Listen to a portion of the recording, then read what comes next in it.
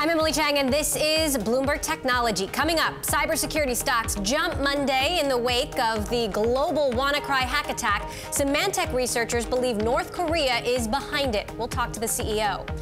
Plus, Bill Maris's next act. The former Google Ventures CEO joins us to talk about his new fund and where he's placing his bets in a Bloomberg exclusive. And Apple hits refresh with a new line of MacBooks set for June. All the details later this hour. First, to our lead, we take a look at the evolving threat landscape in cyberspace. This as President Trump discussed highly classified intelligence in a meeting with Russian officials last week. Trump's national security advisor contends the information the president shared with the Russians was, quote, wholly appropriate and based on, quote, open source reporting. Take a listen to General H.R. McMaster defending President Trump's actions from the White House. What the president shared was wholly appropriate. The story combined what was leaked with other information and then insinuated about sources and methods. So I wanted to make clear to everybody that the president in no way compromised any sources or methods in the course of this conversation. This all, of course, on the heels of a global cyber attack that is causing the intelligence community to work overtime. So what are the bigger implications of both events for the intelligence community? Mike Riley covers cybersecurity for Bloomberg News and joins us now from Washington. So, Mike, of course, this on the heels of the president abruptly firing the head of the FBI. I'm curious, is Trump having an impact on what's going on in cyber world? Are we more or less vulnerable to a cyber attack because of the actions of the Trump administration? Well, if he's having any impact at all, it's probably one that is emboldening the attackers rather than the reverse. You know, a lot of people with the new administration thought that Trump would be more aggressive in cyberspace. We had a couple of draft orders of the executive, cyber executive order that showed a different tack. When the order actually came out last week, though, it was a little bit more of the same. And if anything, that seems to have just emboldened the attackers. So we had not just this massive ransomware attack that is spread across the globe, but the shadow brokers, this mysterious group that has been leaking NSA cyber tools, said today that they might decide to do a dump a month, which in other words means that they would release a new set of tools that the U.S. uses in cyberspace every month, which could be have a devastatingly negative impact from the U.S. point of view. Now, talking about this ransomware attack, what new information do we have? Is it contained yet? Do we know more about the origins? Well, obviously, the investigation has turned to the hunt for who was behind it. On some sort of global level, the first wave of attacks has been contained. So people are looking for new versions, and they've spotted a WannaCry 2.0 that may or may not be from the same actors, but behaves in much the same way. But I think really where attention is focused is who did this. There's now some reporting by cybersecurity firms that it may be linked to North Korea. If that's the case, this becomes a state operation. A couple of things that might affirm that diagnosis is, in fact, the timing. It was this attack was released around the same time that North Korea did a new missile launch. Some of the things that might cut against that is, so far we know that the ransomware, this global attack that struck more than 100 countries, has only netted about $50,000 or so in Bitcoin. So if this is a nation state trying to fill its coffers because it's suffering from sanctions, it's not very effective. Now, there's a blame game going on right now, Mike. Microsoft is blaming the U.S. government. The U.S. government is pointing fingers at companies like Microsoft. You know, who is to blame as for how it got so out of control? Well, certainly Microsoft is not going to coming out of this looking good. There was a patch issued when the initial vulnerability was leaked by the same shadow brokers. But everybody knows that not everybody does patches in the way that Microsoft would like them to. And there's just this question in whether or not Microsoft ought to ship their operating systems in a way that's just much safer to begin with, or ought to rethink the process in some fundamental way. So however you look at this, Microsoft is not coming out looking good. Is this the intelligence agencies, or is there some move to look at the way that these vulnerabilities were first developed by the NSA that then themselves had some either an insider or a hack that allowed this information to be released. This is the way that nation states work. Not just the U.S. does this, China does this, Russia does this. Everybody does this. This is how they spy. I'm not sure that trying to point the blame at the NSA for doing what it's designed to do is going to really save Microsoft or its reputation. All right, Mike Riley in D.C., who covers cybersecurity for Bloomberg News. Thanks so much for that update, Mike. Sticking with cyber now, the industry as a whole rallied off the news of the ransomware attacks. Symantec, one of them. The company says it was able to block at least 22 million attempted attacks. Security experts at Symantec also saying they may know who is behind them. Joining me now here in the studio, Symantec CEO Greg Clark. You were nodding as Mike Riley was speaking there, and your researchers believe that North Korea is behind this. No, Why? I think we had definitely have produced some evidence that shows that the people that were involved in attacks that were linked to North Korea, some of the code that they use, some fragments of that attack are present in this attack. That doesn't mean North Korea did it. It means that there was fingerprints from the same kind of malware that was used in some of the attacks. Like the gentleman before me mentioned, I think the thing that would indicate that that may not be the case is the size of the ransom request does not track to the size of ransom request that that group usually requests. So what does that mean? They would link to the Bangladesh event, which was an $80 million story. And if you can get inside an enterprise and take over some of their systems and you're going to ransom them to get them back, usually the request is a lot higher than $300 US a Bitcoin. And so that fact doesn't help, I think, with that thesis, but you never know. And I think, what may be another case that is here is that some smaller group got a hold of this NSA vulnerability that was leaked by shadow brokers and wrote a more amateur piece of malware that got out of control on them, was really targeted at consumers, ended up in enterprises because the ransom request is not great. So there's a few theses that are being worked. It's not time to really call that. Law enforcement is all over this, and I think there's some things that we shouldn't talk about yet because we're on it. And but I think the other point that the gentleman made, which is important, Microsoft, and are they culpable for this, is definitely something we should talk about. Are they? I think that Microsoft have come a long way in recent years in hardening their operating system and hardening how they deliver patches. And really, this is about vulnerabilities. And vulnerabilities come, people become aware of them, and they patch them. And this is about IT and consumers being very quick to adopt the latest patches, whether it be an Apple product, a Google product on Android, a Microsoft product. So you say you blocked 22 million infection attempts. So how many didn't you catch? So, we had a very small number of customers call us that were reporting that they had an infection. And we're talking about a really small number in hundreds of thousands of enterprises that run our products. Our products were actually blocking this long ago. And we have some artificial intelligence in our products that blocked it without any help. They figured it out themselves in our artificial intelligence code and stopped it all by themselves in our latest products. And that's a big step forward in the industry. But I think that we have situations where other vendors may have been the defense there who also had blocks for it, but maybe weren't updated. And that's how things got out of hand in Europe. So that's the lesson learned here, right? And the U.S. was largely unaffected. Why? Yeah, and I think the U.S. was unaffected primarily, in our view, because the great researchers that got on this problem early and worked it found a situation in this malware that would turn it off and make it go dormant. And that was put in place on a Friday night. And so by the time people kind of woke up and the propagation got to the U.S., the malware was already sort of dealt with from a dormant's point of view. It might have still been propagating everywhere, but not destroying the end systems. Do you expect spending on Symantec products to increase as a result of this? Yeah, definitely. I think that every time there's a global event like this, it's a tailwind for cybersecurity firms. We fared very well in it, which is usually an increase in pipeline. We're starting to see that. I think the future is bright for us. Awareness is there, but I think we really are not the kind of firm that gets up and bashes our competitors or bashes the platform vendors. We're really here to try to fight cyber defense, cyber crime. We shared our information with the Cyber Threat Alliance, a thing that we're a member of that has all the other big network security players in it. And we shared that on Friday. So we are trying to help the whole industry. We're a good operator, and huge research investment in this area.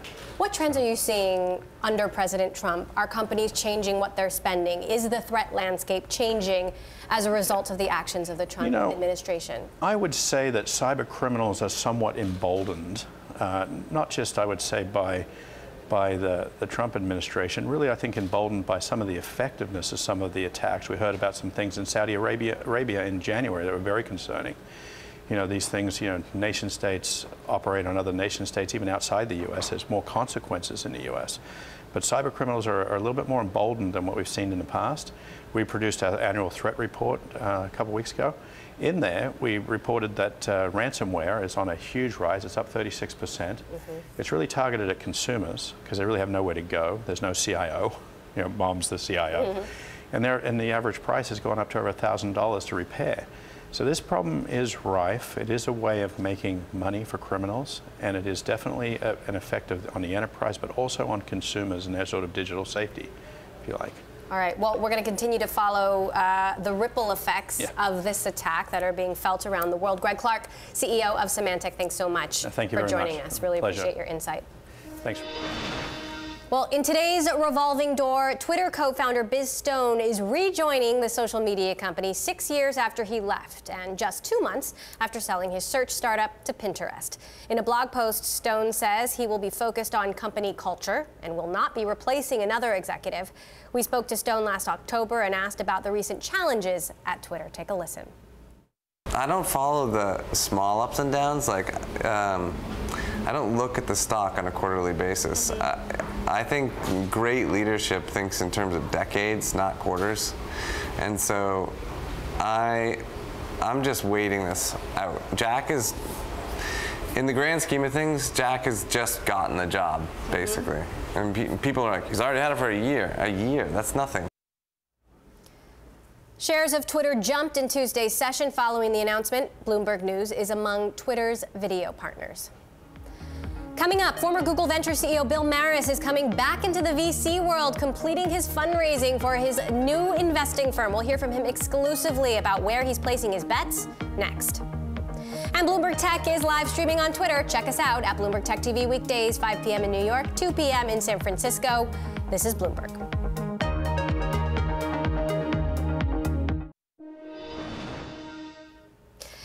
After saying he was out, now Bill Maris is returning to the investing world. The founding CEO of Google Ventures has raised $150 million for his new fund called Section 32. Joining us now in an exclusive interview, Bill Maris, former CEO of Google Ventures. At GV, he oversaw investments in startups ranging from Uber to Slack and Cloudera. Bill, great to have you back here on the show. Nice to see you. So last time you were here, you said you were out. You said we were at peak VC. The market's too crowded. What changed? So yes, I'm back, so thank you. I think we still are at peak VC, but I wasn't entirely happy with the fund that I was constituting in terms of the investor base, et cetera, so I decided to take a minute, kind of reconstitute it, and build a smaller, more focused fund.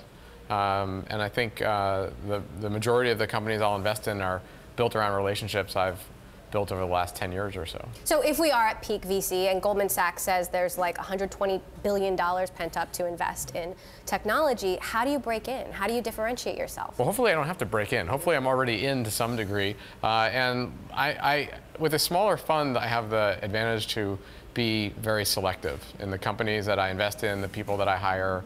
And I think that's in an environment where there is potentially overfunding, selectivity is your ally. You don't often see lone wolves in VC. You're doing this on your own. Am I a wolf? You're doing this from San Diego, where you live, and you're not just investing in health and biotech, but tech proper, which is super competitive. How do you think that you can step up? Well, I've lived in San Diego for years. I sort of exist in the cloud, I think. So I think especially coming out of San Francisco, the idea that we're limited by geography is kind of crazy. I think Chris Sacca's fund is probably the best returning fund of all time. and he didn't live in San Francisco. So he also got some partners ultimately. He did. And I would say stay tuned on that front. Okay, so you don't necessarily plan to do it all by yourself? No. I think for now, but not forever. So where are you going to be placing your bets? I mean, what's exciting to you? Yeah, so I think that there are, more readily available in my mind are the things that I think are getting excess attention: AI, machine learning, VR, et cetera. Even healthcare, which I've been a huge advocate for, has become a very trendy area for investment, which means subject to frothiness or overfunding. And that leaves huge parts of the market available, whether in agricultural tech or other applications of tech. For example, I've been spending a lot of time looking at the food chain. So I'm pretty interested in that space.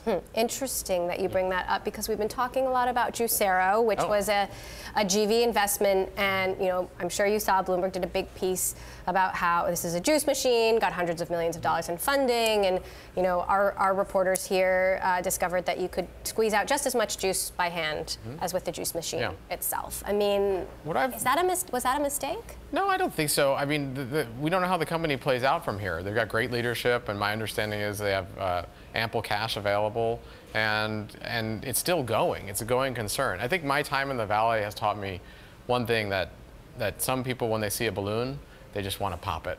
Like, they just want to be like attack and like poke at it. And so I would say there might have been a little bit too much of kicking someone when they're down there. What about Uber?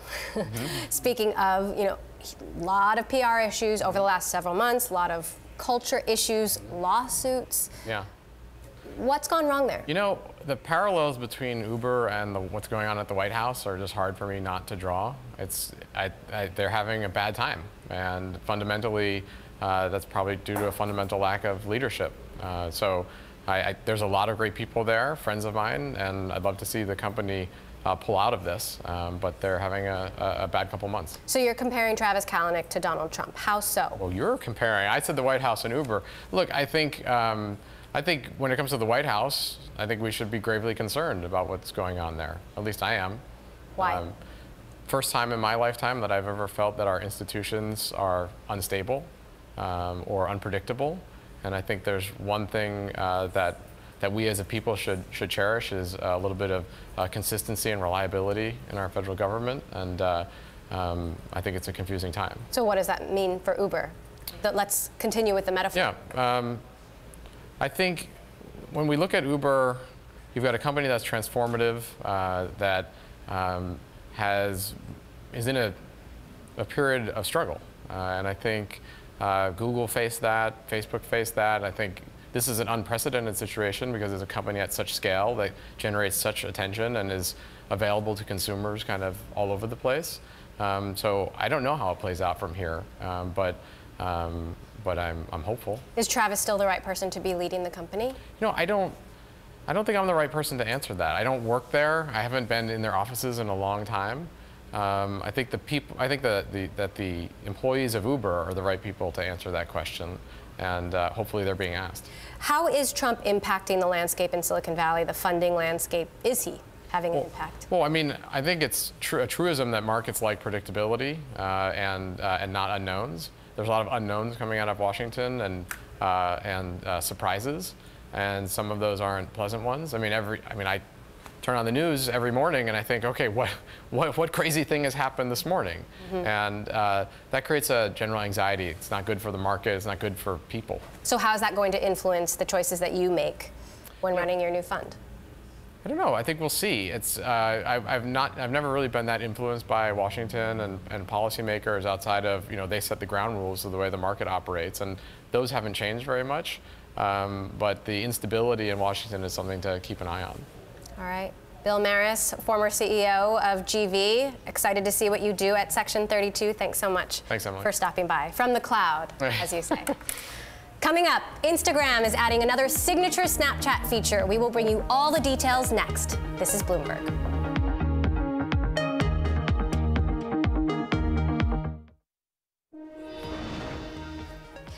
Ant Financial is delaying IPO plans after losing ground in China's digital payments market to Tencent's WeChat Pay service, according to people familiar with the matter. Alibaba's finance affiliate wants to improve performance and probably won't go ahead with the offering this year. The company was valued at about $60 billion in a fundraising round last June. Disney is being held ransom by hackers. CEO Bob Iger revealed the news to employees Monday. The hackers claim to have stolen an unreleased film identified by Hollywood news outlets as the latest Pirates of the Caribbean movie and are threatening to distribute it online. The alleged extortion attempt is part of the attack infecting 200,000 computers in 150 countries. It comes 2 weeks after Netflix confirmed that hackers were responsible for leaking new episodes of its series Orange is the New Black after the company refused to pay a ransom. And Instagram's copying was already a serious threat to Snap. Now the app is adding another signature Snapchat feature, the ability for people to digitally add animal ears and flower crowns to their selfies. This is very popular. Facebook CEO Mark Zuckerberg has said camera tools like face filters will be a major strategy this year as a stepping stone to an augmented reality world. More than 200 million people use Instagram stories a day, compared with Snapchat's 166 million users total. And coming up, we tackle the intersection of politics, tech, and culture with author Nick Bilton. His new book on the epic hunt for criminals behind the Silk Road. That is next. And if you like Bloomberg News, check us out on the radio. You can listen on the Bloomberg Radio app, Bloomberg.com, and in the U.S. on SiriusXM. This is Bloomberg.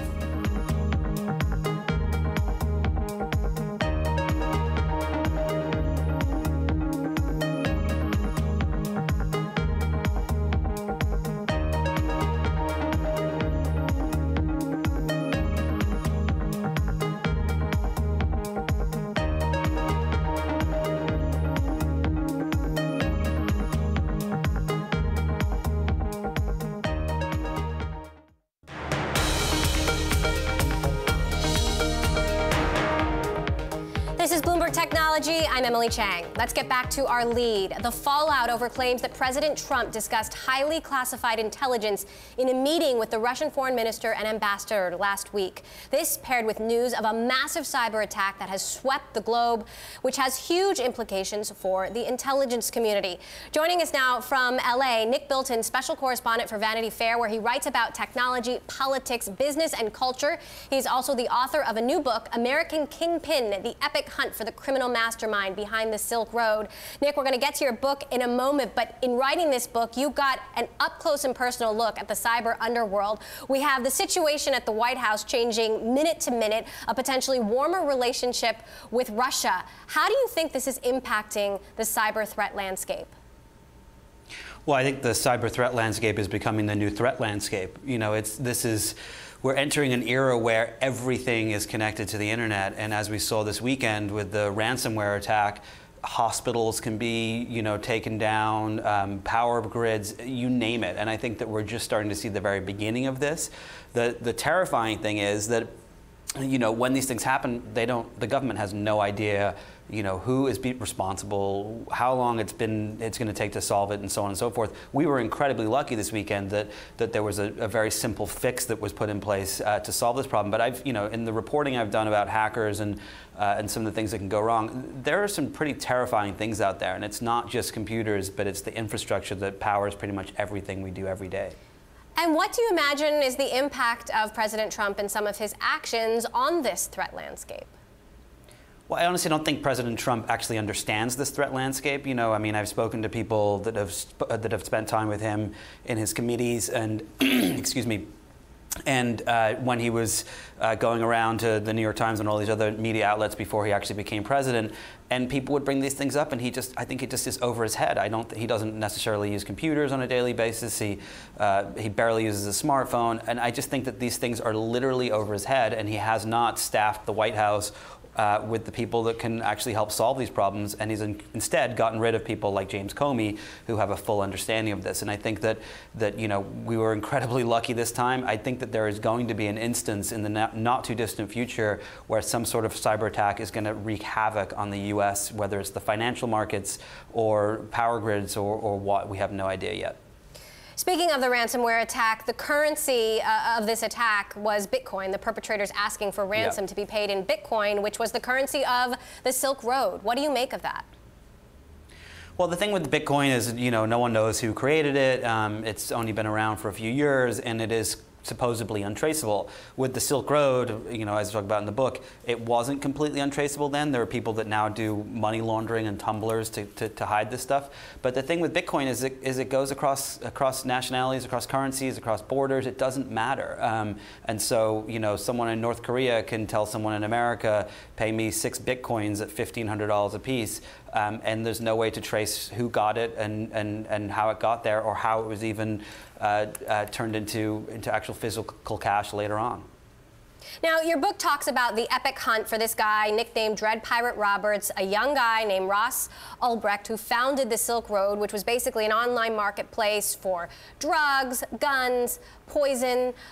What are the lessons to be learned here? Because you make some ties to the tech companies, the big tech companies of today.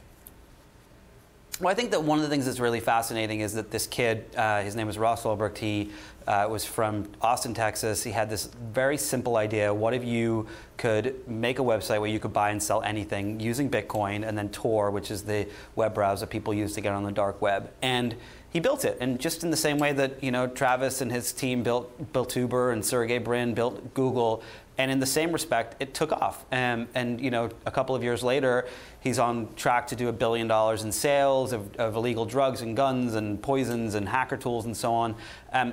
And he's cloaked by all these tools that people are now using, as we just discussed, to hold companies accountable and hostage and require them to send Bitcoin to send the money. And I think that what I saw in the reporting was that was so fascinating was how difficult it was to figure out who this kid was. You had teams of agents from all over the government, the FBI, the IRS, the DEA, Secret Service, you name it, and it took them 2.5 years, and it was just a completely lucky break that got them there. So, is it a call to action to tech entrepreneurs, to the leaders of whether it's Uber or Airbnb or Snapchat? Completely. I mean, when you think about the fact that how reliant we are on technology today. Now, let's fast forward and think about in 5 to 10 years when we have driverless cars. Do you think that a country like North Korea needs to worry about trying to get a nuclear bomb over to Los Angeles when they could hack into the driverless car network and make all these cars crash into each other, or where they can shut down a power grid by using the same kind of technology that the U.S. has tried to use with Iran? And I think that when you see the speed with which these technologies go from an idea like the Silk Road or Uber or something like that to becoming a multi-billion-dollar business, you can see the speed with which they can be used nefariously by bad actors out there, and there are a lot of them out there in the world today. One last quick question, since you also wrote a book about Twitter. We saw Snap shares, go off a cliff after earnings. Facebook is copying Snapchat features unabashedly. Is Snapchat the next Twitter? I don't think so, actually. I think that I've spent time with all of these CEOs from all of these companies, and I've always been incredibly impressed by Evan Spiegel, the CEO of Snapchat's ability to understand what millennials want. And I think that you've seen Mark Zuckerberg copy Snapchat several times, and it hasn't worked. It is currently working with the stories they're doing on Instagram, but I think that Evan has a lot of tricks up his sleeve. And don't forget, when Twitter and Facebook went public after their first quarter earnings, both companies' shares fell between 12 and 24%. And so I wouldn't be selling my Snapchat shares if I had them. I think that the company is going to be fine for the next few quarters. All right, interesting. Author of a new book out called American Kingpin, and Vanity Fair special correspondent Nick Bilton. Nick, thanks so much for joining us today. Thank you. A tech mover, shares of Etsy rose the most in almost 2 years after TPG and Dragoneer Investment Group disclosed a combined 8% position in the online crafts marketplace. Etsy jumped as much as 23% in earlier trading, the most since July 2015. The stock is still down about $2 a share from its April 2015 IPO price of $16. Coming up, we take you across the pond and speak with the CEO of a major player in the fintech space, TransferWise, how the company plans to weather the Brexit storm. Next, this is Bloomberg. I want to head now to London, where Bloomberg's Caroline Hyde is standing by with a major player in the fintech space. Caroline, take it away. Emily, great to see you. Thank you. Yes, I'm here with TransferWise co-founder and CEO Taavet Hinrikus. TransferWise is one of the largest peer-to-peer money transfer services in the UK, in fact, if not the world. Helping move more than £1 billion per month, the company has raised a whopping $117 million in funding to date, and its investors include Silicon Valley heavyweights like investors and advisor Max Levchin and Andreessen and Horowitz, as well as the UK's Sir Richard Branson. Or maybe he's actually part of an island, who knows? He spends most of his time there in the Caribbean. But Taavet, thank you for joining us. And key player in the European unicorn space, big investor names. And you're profitable, lo and behold. Talk to us about whether the profitability was always something you were driving towards. So we've always known that payments is a scale business. So we've known that as we hit critical scale, we're going to get to the profitability part. And now we've just kind of gotten to the point where we're moving £1 billion a month, 1 million users using TransferWise, and we've hit profitability. But however, our goal remains keeping on investing for the future and making sure we can have the biggest impact and biggest user base 5-10 years down the road. So do you ever think, when focusing on profitability, the pace of growth has to be reined back slightly because you are looking at your bottom line, or is that not really the case? They can be mutually beneficial. I think they can be mutually beneficial. So for us, what's been important is to make sure that on a kind of country by country and corridor by corridor basis, we have strong unit economics always. So it's just been the case that when enough of the corridors have reached critical scale, that the company as a whole breaks even. But making sure that the fundamentals are sound, I think, is very important for any business. Has there ever been any pressure from investors to become profitable? Is this something in the new era where we're seeing perhaps slightly less funding going into startups and slightly more wariness about sustainability of business model? Is that something that people have been calling for, or is this something that you've just driven yourself? I do think there was a change in the market happened 1-2 years ago, where kind of the craze for growth at all cost changed a little bit. But I do think that companies that have proven that they have sound financials underlying the growth have always been able to raise money, and as such, I think the switch was pretty small, and maybe just some companies who were going way too crazy were kind of called for attention. Do you think the likes of Uber and Airbnb are still going too crazy, or do you think when you've got that sort of scale, keep on raising? Well, it seems to me that there are actually two pretty different companies and pretty different profiles, and I think from what we've heard recently, Airbnb, I believe, is profitable or very close to it, versus with Uber we do hear about massive losses. So I think it's very hard to compare them, but I do think that they are doing well. Is there a European mindset, do you think, that makes the investor base a little bit more cautious, the entrepreneur a little bit more cautious, and therefore looking for profitability that much faster? How do you think we here in London, particularly really escalating in fintech, but perhaps not dominating in some of the other areas, compare to that of Silicon Valley and some of the other tech hubs? So I think it kind of goes back to the beginnings, and you think about kind of how many companies are being started in Europe. There is a difference in the risk appetite that I think you can feel in Europe. Less companies being started, so obviously you have less companies that get to scale and growth and maturity, and maybe as part of the different mindset, people will take less risk because failure isn't so tolerated, and so they might focus more on becoming profitable sooner.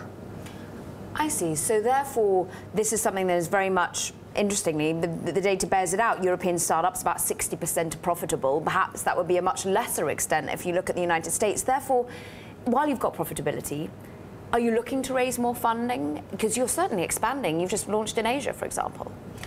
We're in a very good position regarding funding and financing, so we're really focused on how do we make sure that we keep on growing as quickly as possible. We grew more than 100% last year, and we're continuing to do that. So for us, the question is about how do we double down on small to medium business? How do we look at also expanding into other areas?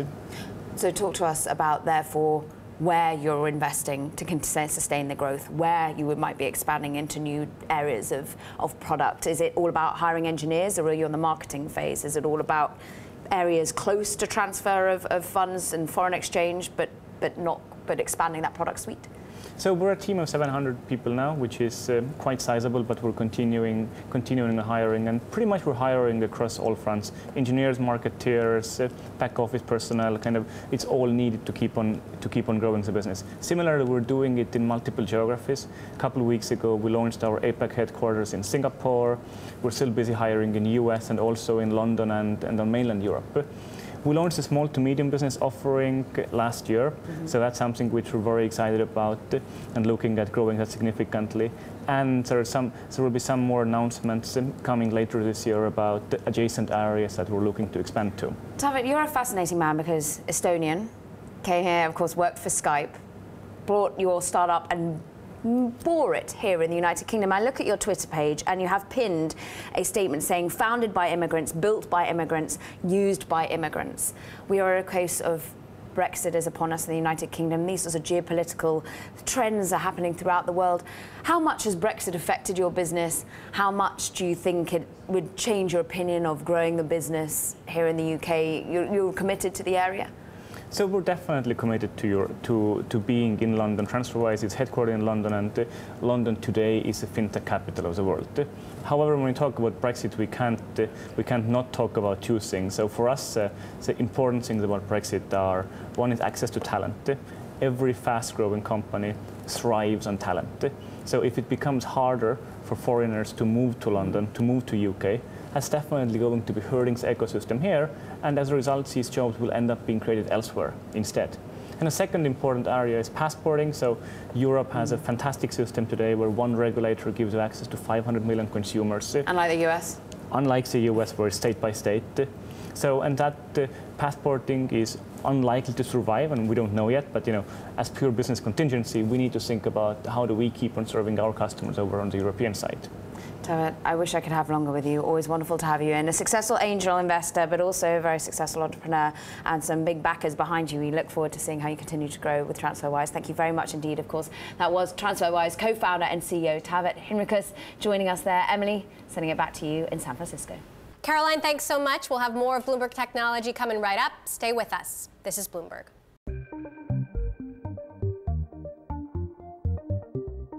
We're operating at a different frequency, at a different scale, right? We care about different things. It's diversified, it's a true ecosystem.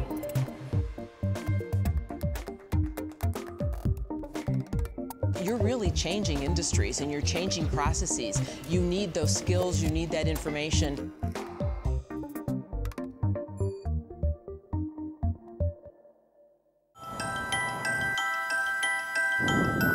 The gene editing tool, CRISPR, is boosting crops, tweaking the genetics of mosquitoes, and creating Lyme disease-proof mice. Now companies are racing to use the technology in humans. CRISPR is, in my lifetime, probably the most exciting single invention that I've seen. Editas, Intellia, and CRISPR Therapeutics are the only public CRISPR companies in the US, all with labs in a 3-mile stretch of Cambridge, Massachusetts. CRISPR is a technology to accomplish what's called gene editing. And this is for patients with diseases that are caused by mistakes in the DNA, the ability to go to the level of DNA and repair the broken gene. The biotech companies, which all went public last year, aim to first test the technology in relatively simple genetic diseases, where a small genetic tweak can cause devastating damage. In essence, how this works is, think of a GPS localization signal or a zip code, right? You put a zip code onto what we call a pair of molecular scissors. And the molecular scissors don't work until the zip code delivers the molecular scissors to the part of the region or the part of the genome that we're targeting it to. CRISPR Therapeutics and Editas want to start human trials by 2018. CRISPR is moving at a rapid pace. If you had asked me 2 or 3 years ago how long it's going to take to get to the clinic, we would have predicted a much longer time frame than what we're staring at now. CRISPR Therapeutics wants to start by genetically engineering the cells of people with rare blood disorders outside the body before putting them back in. And Editas aims to inject CRISPR tools into the eyes of people with a rare form of genetically caused blindness. Intellia's Birmingham sounds a more cautious note. His company hasn't given a timeline for when it will put products into people. Given the fact that we're going in and you're modifying your DNA, which we've not been doing with other therapeutic approaches, there are some considerations we need to be very thoughtful about. Scientists in China are moving faster. Researchers there started the first CRISPR human trial last year, and scientists have used CRISPR to modify the genomes of human embryos. Where do you draw the line? That it's a curative treatment or potentially curative treatment for a disease versus an enhancement to an individual. For now, the 3 leading CRISPR companies in the US are focusing on tackling disease and are in a complex series of patent battles in the US and Europe. Basically, the issue is about inventorship, right? So who actually invented this? With the academic groups behind Intellia and CRISPR on one side and Editas on the other. In February, Editas surged after the MIT and Harvard-backed Broad Institute fended off a challenge from UC Berkeley in the US, keeping both patent estates alive for now. Intellia and CRISPR fell in the news and are appealing the decision. It is too early to say which companies are going to be best at developing drugs at this stage of developing medicines. Ultimately, human trials in the next few years will tell us more about how this revolutionary technology will change our genes and our health. I think that the impact, frankly, we're only beginning to understand it. There are 6,000 genetically defined diseases. 95% of them have no approved medicines. So there's a very long list of patients who could potentially be helped with this kind of approach.